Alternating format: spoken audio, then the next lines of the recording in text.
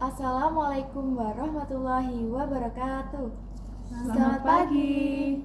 Jadi di sini kita akan menjelaskan tentang cyber security. Sebelumnya perkenalkan, nama saya Aprilia Nurhayati, nomor absen 4.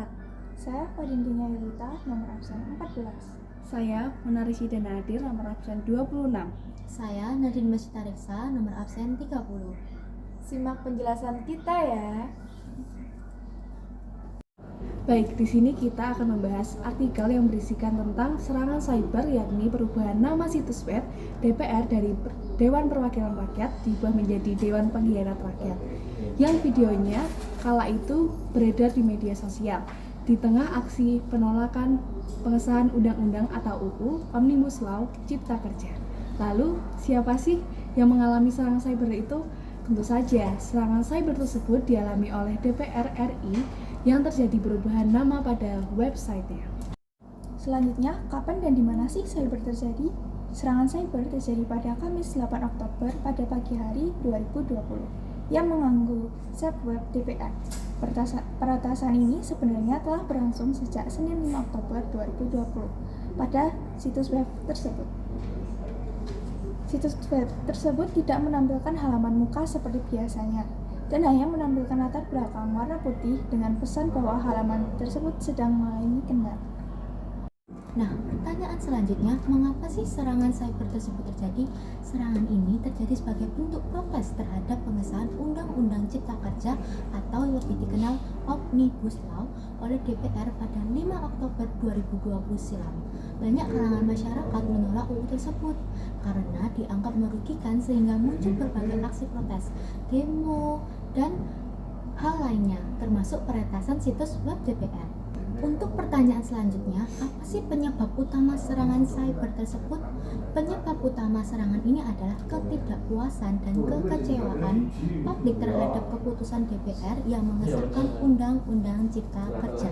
Sebagai respon, peretas melakukan device pada site web DPR sebagai simbol protes dan untuk menyampaikan pesan ketidaksetujuan mereka. Selain peretasan, bentuk protes yang lain muncul adalah penjualan gedung DPR di sejumlah e-commerce dengan harga murah meskipun postingan tersebut kemudian diturunkan. Jadi pertanyaan yang terakhir yaitu bagaimana sih cara mengatasi kasus cyber tersebut? Nah, langkah pertama yang harus dilakukan yaitu mengisolasi sistem yang terinfeksi untuk mencegah penyebaran malware lebih lanjut.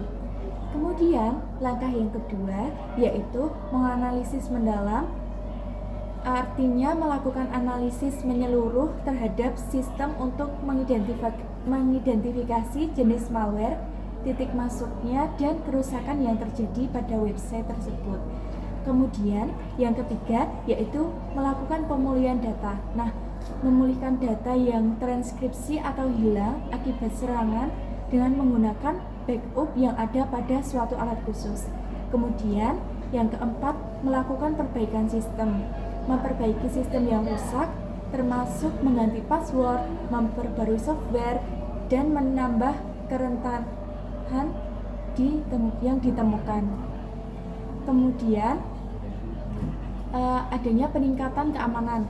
Nah, menerapkan langkah-langkah keamanan yang lebih ketat seperti menggunakan firewall yang lebih kuat, sistem deteksi intrusi, dan melakukan pelatihan keamanan bagi karyawan pada sistem pemerintahan seperti DPR RI.